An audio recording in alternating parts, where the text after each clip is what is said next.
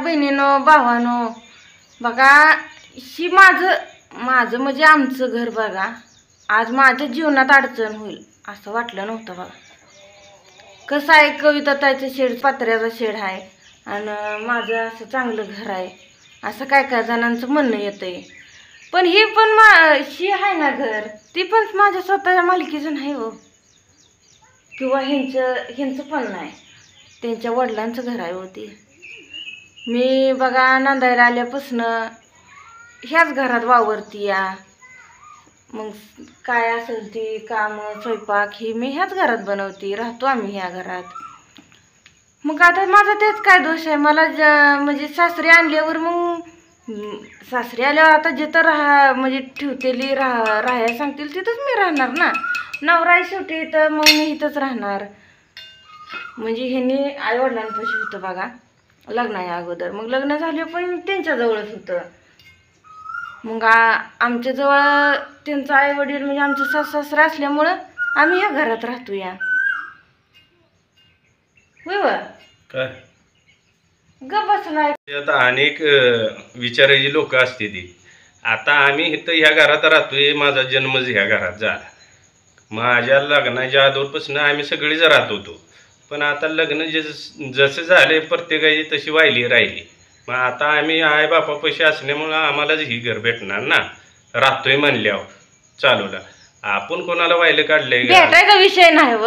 आपण या घरात राहतोय म्हणल्यावर आपण तर कुठं दुसरीकडे जाणार. मग हा या घरातच आम्ही राहतोय हो, असा विषय झाला. मग काय कारण असते ती, त्यामुळं ते म्हणजे बाजूला राहते ती. असं पण नाही ती बाजूला राहते ती म्हणून आमचं त्यांचं पटत नाही किंवा काय नाही. आमचं एकच विचारायचं बरं का.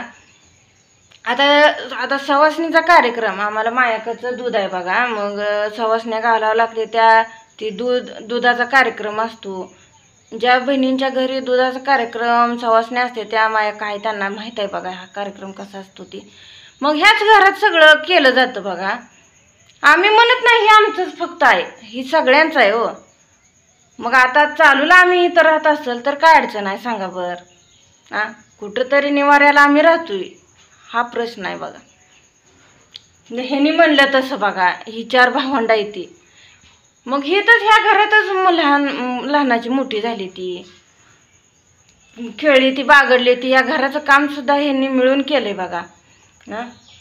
तुम्ही जर असं बोलत असाल तर ही योग्य आहे का सांगा बरं. आणि बारीक सारीक गोष्टीकडे अजिबात कोणाचे लक्ष द्यायचं नसतं. लक्ष नाही देत व, पण आपलं जीवन आपणच जगायचं असतं. जगायचं तर हायच की हो. हे बघा ही घर पण बघा, ही जुनं पारंपरिकचं घर आहे. म्हणजे कसं बघा, आता सिमेंट वाळूट डस्ट असं बनवते ती. पण ह्या घराला काय काय बनवलं. हे घर आहे दगडापासून बनवलेलं, चिखलाच आहे ना, चिखलाच्या मातीपासून. पण त्याला परत दर्जा भरून प्लास्टर ही करून अँगल परशी टाकली मागल्या 2 खोल्याला, आणि पुढल्या 2 खोल्याला पत्र टाकलंय वरनं भीती बांधून. ती कसला कोबा करून काय बरं करायला काय टाकले ना, टाकलं होतं. ते गळतंय अँगल परशीचं घर, प्रत्येकाची गळती तीच म्हणून करायला टाकलंय वर. हा योगा हे असं म्हणजे व्यवस्था केली ह्या घराची. पण ही असं म्हणजे जुनं घर असल्यामुळं ती तसं आहे बघा. मायाका देवीचा कार्यक्रम ह्याच्यावरनं माझ्या लक्षात आलं बघा. आता ही चालूचा महिना ज्येष्ठाचा आहे. मग आम्हाला पण सवासण्याचा कार्यक्रम करायचा आहे. मग आमच्याकडे दूध असते, त्यामुळं औदुभाव तुम्हाला ताईनं सांगितले मागच्या व्हिडिओमध्ये. मग औदुभावचा सल्ला घेऊन बघा, म्हणजे मामा नाते गेल्यामुळं ती घरात जी जुनं डेरं आणि येत काचोळी आहे त्याला कुंकुती लावून ती सोडायचं इथं पाण्यामध्ये. मग दुसरं नवीन आणून हे कार्य आपल्याला पाडायचं आहे. मग ताईनं मला आल्यावर सांगितलं असंच करायचं आहे म्हणून. मग ते डेरं सोडायचं इथं. मग आता आम्हाला चिंचणीला पालीला देवाला जाऊन सगळ्या यायचं आहे. अगोदर देवदेव करून मग परत त्याला परडीचा कार्यक्रम आहे बघा. तुळजापूरला जाऊन ती परडी सोडून व्यवस्थित मग घरी आल्यावर ती परडीचा उजवायचा कार्यक्रम करायचा आहे बघा. कसं आहे मायाकाचं दूध एवढं सत्पन आहे बरं का. मला लग्नाआधी काय माहीत नव्हतं. मग सवासणी घातलेल्या मी बघितल्या होत्या, कारण शेळव्यात 1-2 घरांनी मायकाच्या सवासण्याला मामीला बोलवलं होतं. मग मी त्यांच्याबरोबर गेलती. मग त्या टायमाला नुसतं सवासण्याचा कार्यक्रम माहीत होता, पण असा दुधाचा ती कार्यक्रम काय मला माहीत नव्हता. मग इथं आल्यावर मग ती कसं असतं बघा, ती 2 डेरं, परत त्याला ती रास असती, गाईच्या शेणाच्या गवऱ्या असते त्या.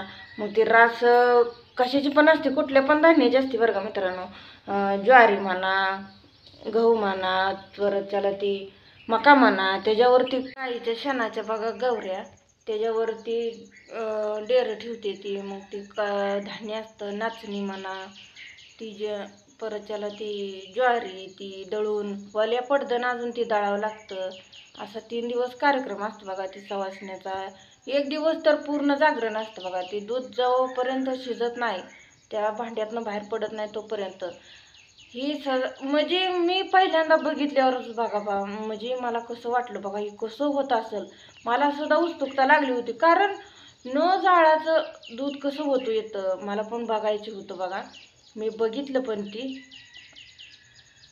आमच्याच घरात झालं बघा. मग त्यामुळं मला ती माहीत तर झालं ती दुधाच्या सवासण्या कशा असते त्या कशा नाही.